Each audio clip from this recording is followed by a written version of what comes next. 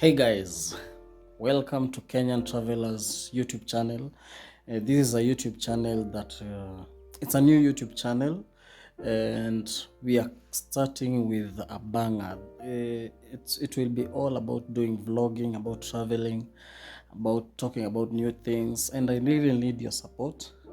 Nahitaji support yenyu sana. So if you are a new fan or this is a new video to you, please consider subscribing and please be with me on this journey as we are starting to at least to do some vlogs here and there. So leo I want to do my first vlog. Nataka kwenda pale Nakuru. I'll be in Nakuru for some time, so I was thinking if I can go somewhere, places zenye watu wengi wajakuwa kiona sometimes. So today we are starting by vlog yetu ya kwanza itaanzia pale Hyrax. So stick around and watch as we continue with the journey. At least tuone pale tumefika. Please take a minute, just subscribe, support me, and I'll be thankful for everything. Thank you.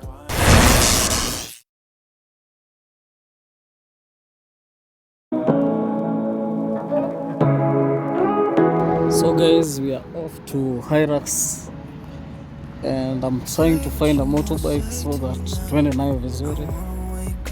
I can't seem to find one, so I'm going on the other side. I'm on Naka.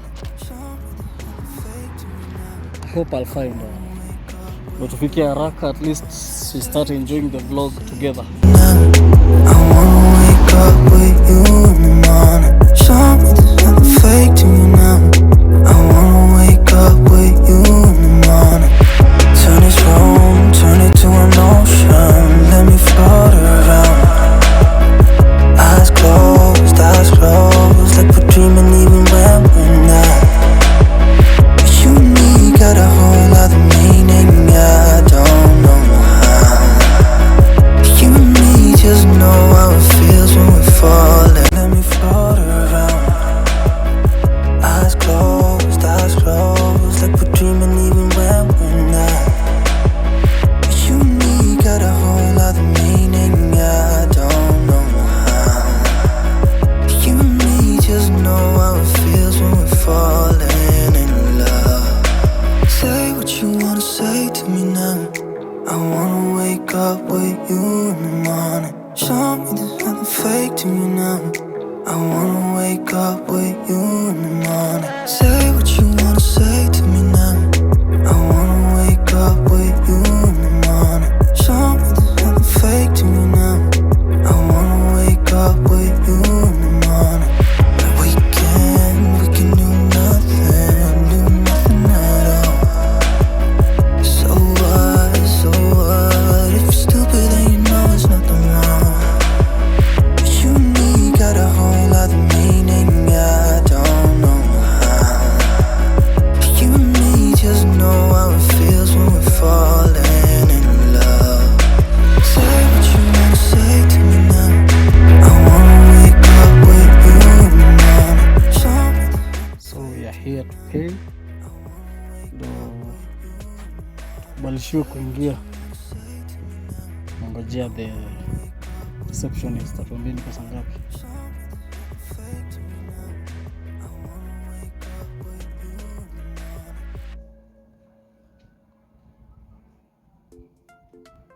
Tunafaa kulipa hapa? Oh, so alafu kuna guide wa mtu. Niko peke yangu mimi. Haya. Oh. So, naweza lipa na M-Pesa? Sawa. Ni kitambo nikikuja huku. Nimekawia sana.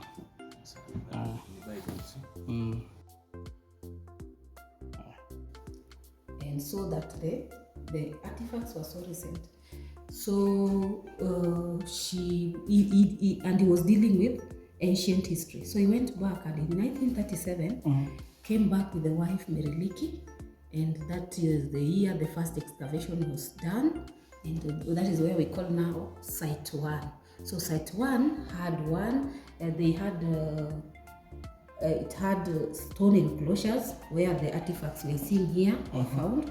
Just next to the stone enclosures there was a burial site that had 19 skeletons in total, buried in different ways, some with a head slab, showing these were men with status in the community.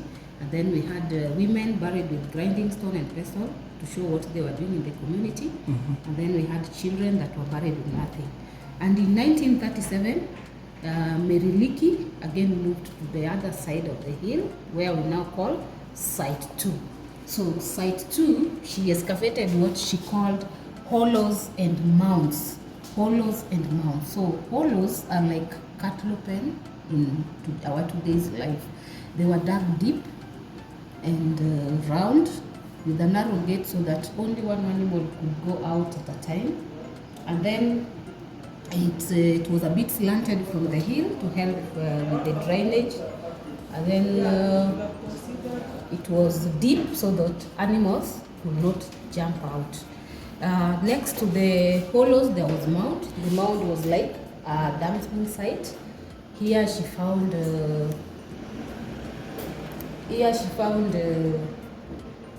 what she called, yeah, so here she found remains of cow dung, remains of bones, and pottery work. And then she tried to assemble the pottery work and came with a pot that resembles this. So this pot is used by people called Sirikwa in Egypt. So Meriliki made a conclusion that the people that were living here could have been the Sirikwa people that migrated from Egypt along River Nile into Kenya and settled here. One, because of the hill. They were using the hill as the watchtower. Two, because they were looking for pastures and water for their animals. So we no longer have the Sirikwa people in Kenya.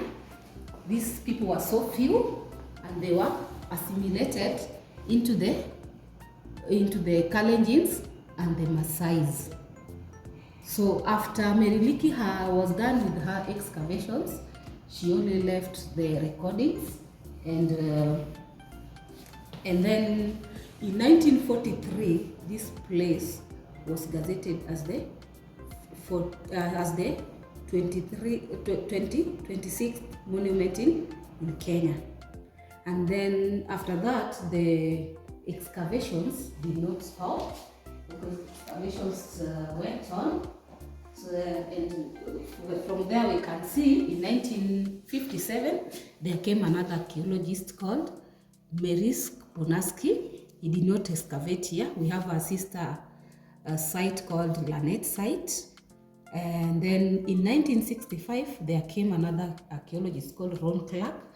This Ron Clark re-excavated one of the hollows, and that is the only hollow that is left for viewing. And in the same year, Irax Hill Museum was opened for public.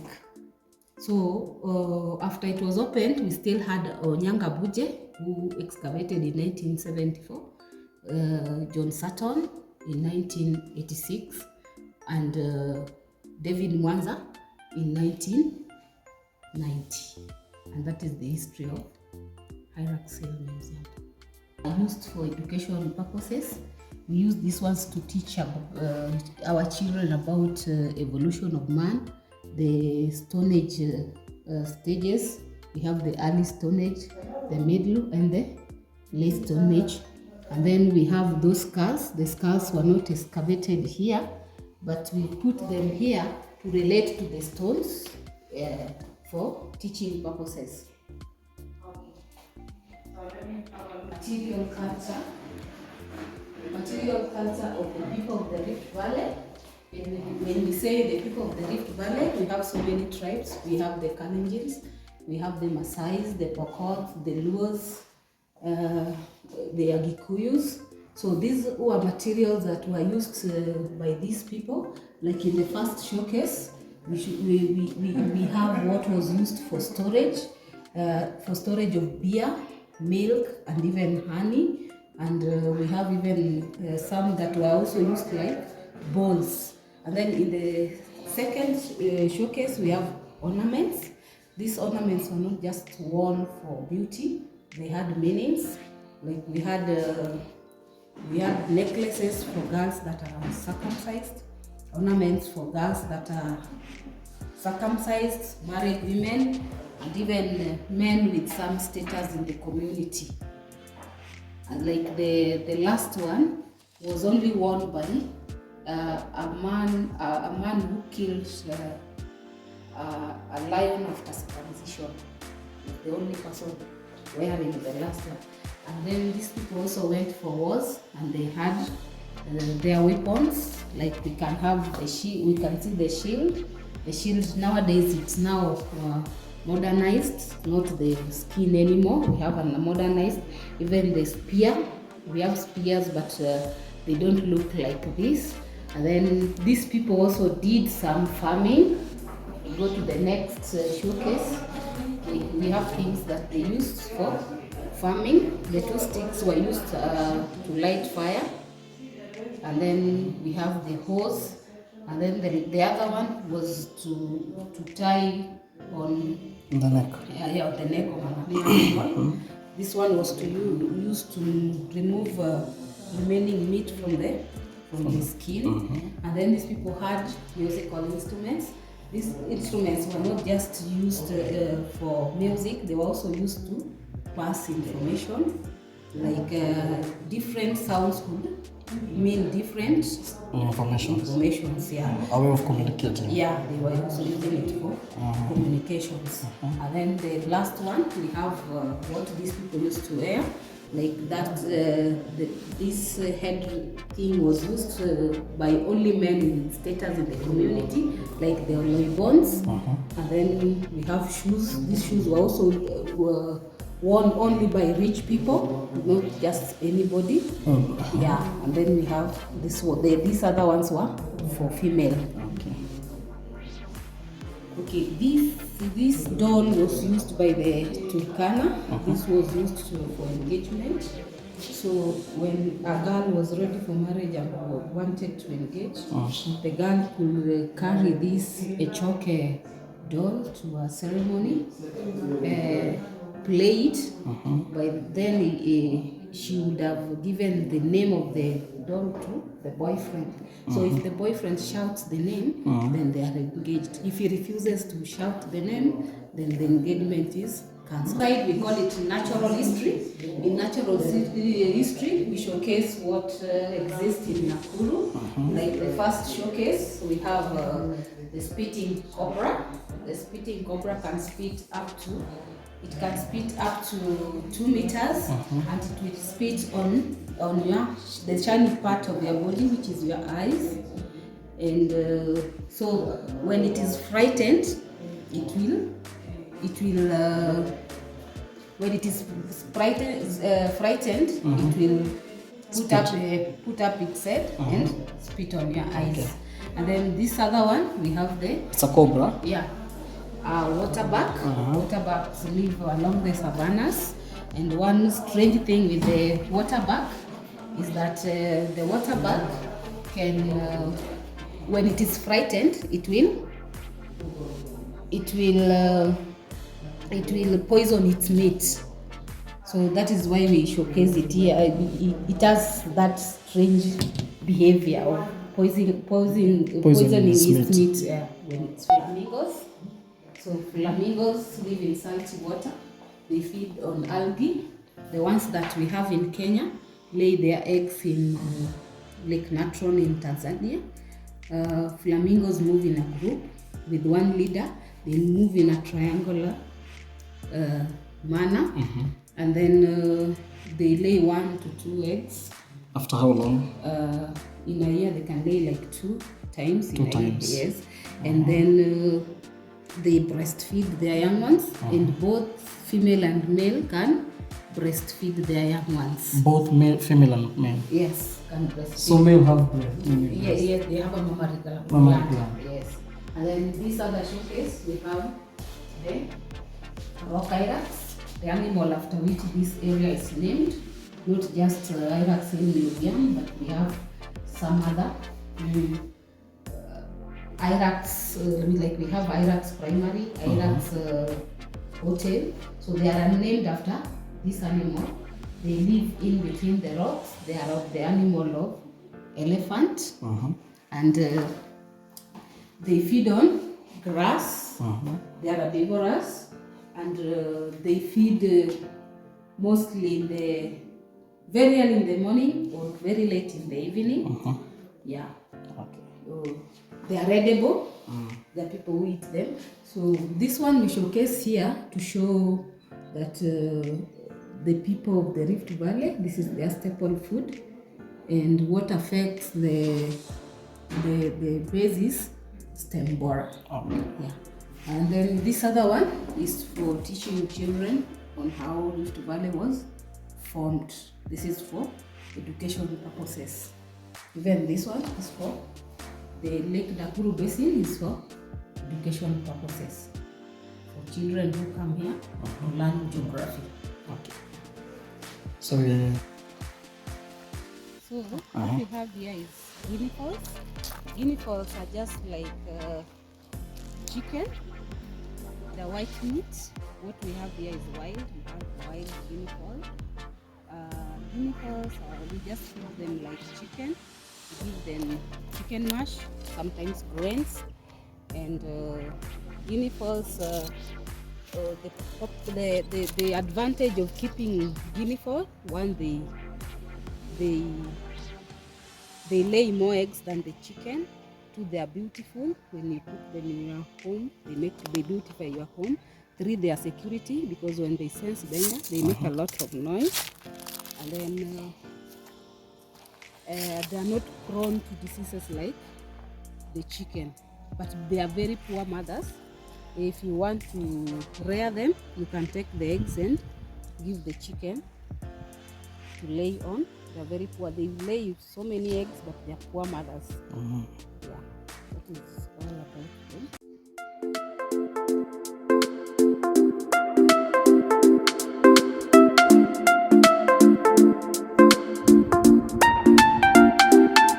So guys, this is the entrance, the way you're supposed to enter in, but the problem is hata tumefaa kutumia ujanja.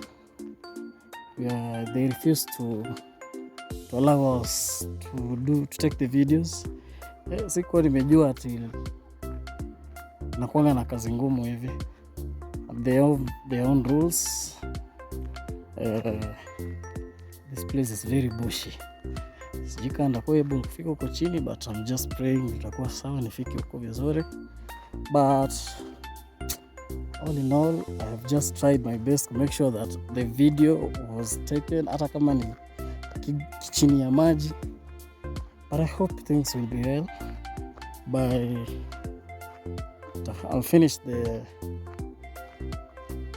drop, we edit, and then I'll drop it by early morning kesho. But please subscribe. If you're a new subscriber, please consider subscribing. Please support me. This is not easy. I'm doing this for the first time. I don't know.